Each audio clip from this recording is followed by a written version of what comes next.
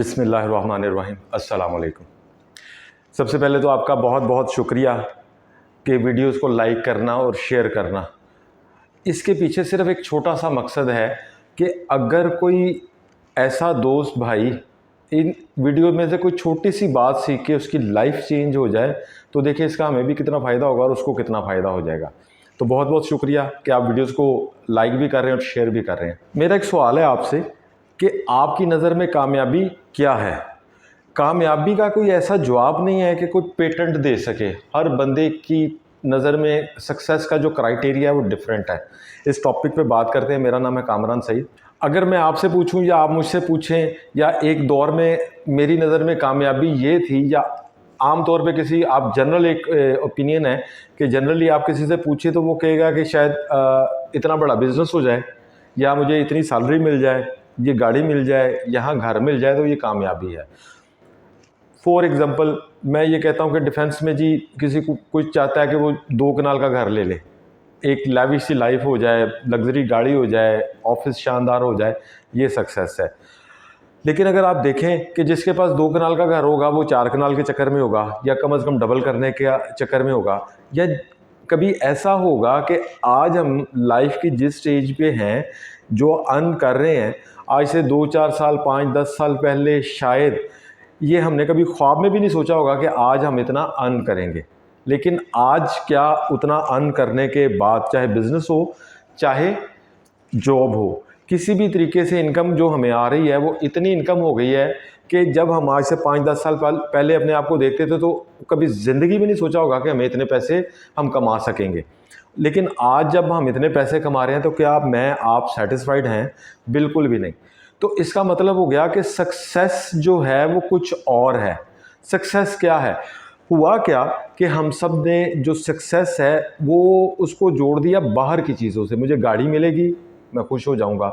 अच्छा, एक वक्त था शायद वो कभी सोच रहा होगा मुझे बाइक मिलेगी, क्योंकि अभी साइकिल का रवाज तो ख़त्म ही हो गया। वरना एक वक्त होता था कि लोग सोचते थे कि मुझे अगर साइकिल मिल गई तो बड़ा मज़ा हो जाएगा।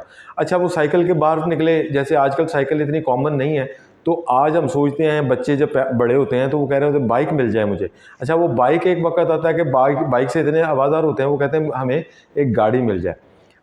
गाड़ी आ जाती है, वो मैनुअल गाड़ी आती है तो पता चला कि फिर बंदा सोचता है यार ये कहीं ऑटोमेटिक गाड़ी हो जाए तो ये फिर मज़ा आ जाएगा। फिर ऑटोमेटिक आ जाती है, वो ऑटोमेटिक के बाद पता लगता है कि जी वो गाड़ी फ़र्ज़ करें कि कोई ABC मॉडल की है, तो फिर बंदा कहता है बिल्कुल ये मॉडल मिल जाए तो मैं सक्सेस हो जाऊँ। ये ऐसे लाइफ लॉन्ग ऐसा जर्नी ये चलता ही रहता है, ये ख़त्म नहीं हो रहा।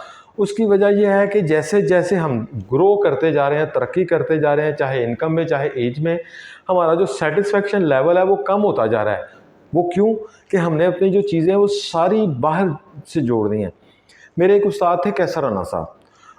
मैं उस वक़्त जब कोई बहुत बड़ी अचीवमेंट करके आया ना, तो मैं बड़ी ज़बरदस्त अचीवमेंट अपनी तरफ से मैंने सोचा कि शायद ये कंपनी ऑर्गेनाइजेशन की ये सबसे बड़ी अचीवमेंट है जो मैं कर रहा हूँ। तो मैं जब कैसर राना साहब के पास गया तो मैं सोच रहा था कि वो मुझे ऐसे जफियाँ डालेंगे, कमर पे पता नहीं कितना हाथ रखेंगे कि यार कमाल कर दिया तुमने और फलाना कर दिया फलाना कर दिया। वो जब मैं गया मैंने जाकर उनको बताया कि सर ये हो गया अल्हम्दुलिल्लाह जॉब डन। तो उन्होंने कहा अच्छा चलो ठीक है, वो नॉर्मल सा उन्होंने कर लिया। अब वो मुझे बहुत ही बुरा लगा कि मैंने कहा इन्होंने मुझे कोई रिस्पॉन्स ही नहीं किया। तो अब वो थोड़ा-सा मेरा जो बिहेवियर था या एटीट्यूड था या जो मेरी बॉडी लैंग्वेज थी वो उन्होंने फ़ील की, तो उन्होंने मुझे कह ही दिया। उन्होंने कहा खैरियत है? आज तबीयत ठीक नहीं लग रही। तो मैंने उनको रिएक्ट किया, जो कि बहुत बड़ी गलती थी मेरी। तो मैंने उनको कहा कि सर मैं इतनी बड़ी अचीवमेंट करके आया हूँ, आप मेरे से सीधे मुँह बात ही नहीं कर रहे। उसके बाद उन्होंने वो किया कि मैं ये सोचता हूँ कि शायद ये किसी ने मुझे उससे कोई 10-15 साल पहले बता दिया होता तो शायद मेरा जो सक्सेस का जो पॉइंट ऑफ व्यू है वही चेंज हो जाता। उन्होंने मुझे कहा मोटिवेशन, किस चीज़ की मोटिवेशन? सैलरी किस चीज़ की लेते हो? मैंने कहा जी काम की। तो कहते तुम काम करके आए हो, बस वो थोड़ा बड़ा हो गया, तो जब कम करके आते हो तो किसी ने तुम्हें निकाल दिया था। तो बहरहाल इसी तरह की वो बात यहाँ ख़त्म नहीं हुई। इसके बाद उन्होंने मुझे कहा यार मोटिवेशन, मैं तुम्हें मोटिवेशन दूंगा। ये ऐसे सबक थे कि मैं अगर वो कैसर राना से पहले वाली ज़िंदगी और कैसर राना साहब के बाद की जब ज़िंदगी को आपस में कंपेयर करता हूँ तो मुझे पता चलता है कि जो कैसर राना साहब के बाद वाली इस लेक्चर के बाद, इस क्लास के बाद जो इन्होंने मेरी क्लास की के बाद की जो ज़िंदगी है, उसने बिल्कुल ऐसे वो यू टर्न नहीं हो गया मेरी लाइफ में। मेरी लाइफ में वो मैंने इतना बड़ा यू टर्न किया वहाँ से कि हर चीज़ ही फिर मुझे ऐसा लगा कि वो मेरे कंट्रोल में आना शुरू हो गए। उन्होंने मुझे कहा कितने बच्चे हैं, मेरा गुमान है कि उस वक्त मेरा एक बेटा और एक बेटी थी।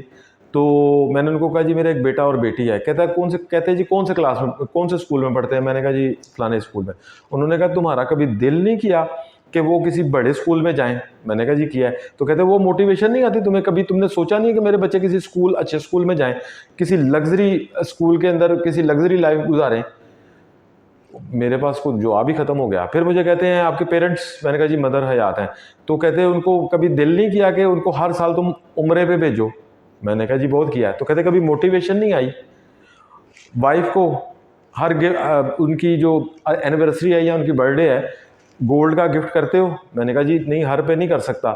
तो उन्होंने मुझे कहा कभी मोटिवेशन नहीं आई कि तुम हर बर्थडे पे उनकी या उनकी जो एनिवर्सरी आती है शादी की तो आप उनको को गिफ्ट करें? तो मोटिवेशन नहीं आई। वो 1 घंटा मैं कह रहा था कि ऐसे ही ख़त्म ही नहीं हो रहा था, बल्कि मुझे वो आज भी याद है कि वो लाइफ चेंजिंग इवेंट कि हम शेखुपुरा जा रहे थे, हमारे एक कस्टमर के भाई फौत हुए थे।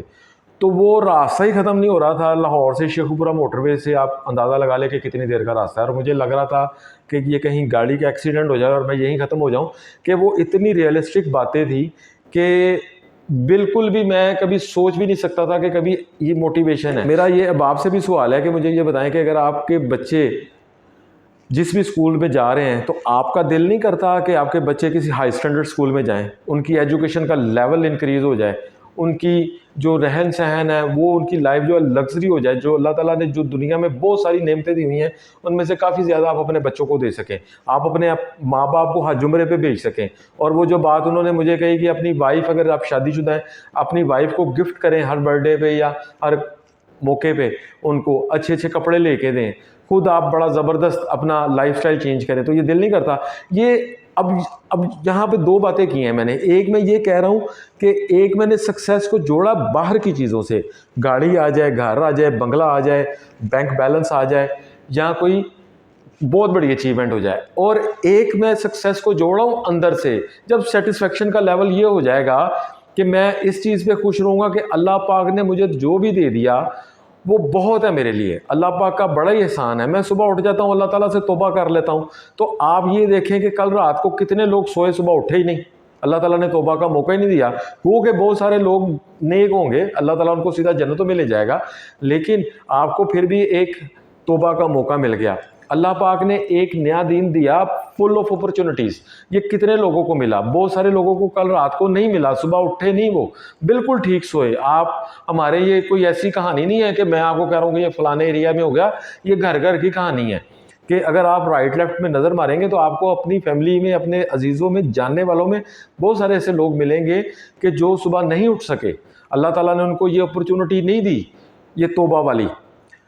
मुझे भी मिल गई, आपको मिल गई, तो ये सक्सेस नहीं है। जब अल्लाह ताला ने आज अपॉर्चुनिटी दे दी तो इसके बारे में एक पॉइंट ऑफ व्यू मैंने सुना, वो ये था कि जिस तरह हमारा बिलीव है कि जब तक हम आखिरी लुकमा नहीं खा लेंगे, रिस्क हमारा पूरा नहीं हो जाएगा, तो हमारी मौत नहीं आएगी।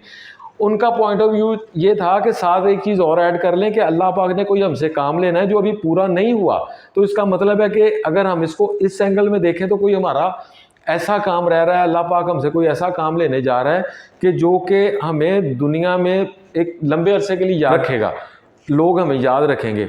वरना तो आज से 20-30 साल पहले हमें अपने परदादा जी का नहीं पता होगा, बहुत सारे लोगों को दादाजी का भी नहीं पता होगा, तो इतना याद नहीं रखा जाएगा। लेकिन फिर भी कोई ऐसा कंट्रीब्यूशन हमारा मुआशरे के अंदर हो जाए कि लोग हमें काफ़ी अरसा तक याद रखें। आज यूट्यूब का दौर है, आप कोई ऐसी कंट्रीब्यूशन उसमें ऐड करें यूट्यूब पे कि जब तक ये यूट्यूब पे वो वीडियोस चलती रहेंगी, लोग सर्च करते रहेंगे कि उससे कोई फ़ायदा हासिल कर लें।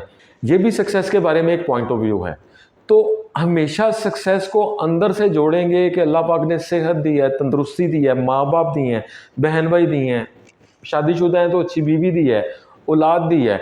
और अगर कोई एक आधी चीज़ में कमी रह जाए तो कोई मसला नहीं है। अगर आप अपनी नेमतें गिननी शुरू करेंगे, फ़र्ज़ कर लें कि मैं पिछले दिनों एक लिंक्डइन पे मुझे एक दोस्त ने कमेंट किया, मैंने वहाँ एक पोस्ट लगाई कि अल्लाह का शुक्र है कि मेरी इनकम बहुत ठीक है, कह दे मेरे साथ कि मेरी इनकम बड़ी ठीक है। तो आगे से एक दोस्त ने कमेंट किया उसके ऊपर कि अगर इनकम ही ना हो तो फिर, तो खैर वो मेरा राब्ता हो गया। बड़ी अजीब अजीब बातें की। मैंने उनको कहा यार ये बताएं कि आप शादीशुदा हैं? कहते हैं हाँ जी। मैंने कहा माँ बाप? कहते जी वालदा हयात हैं।